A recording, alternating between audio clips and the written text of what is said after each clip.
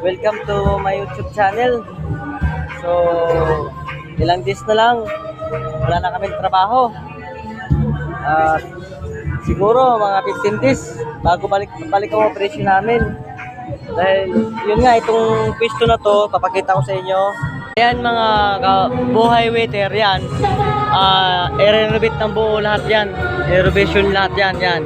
Gigibay lahat yan. Tataasan ng konti, ilalagyan ng yero. Oh, yun. So ngayon wala kaming trabaho.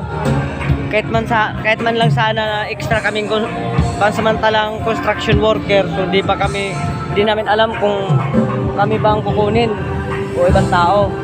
So yun ang nangyayari sa amin ngayon, kung saan kami magilap ng maekstrahan na trabaho.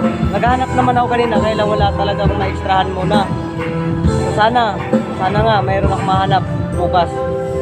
So ganun pa rin, kaya nalilit ako dahil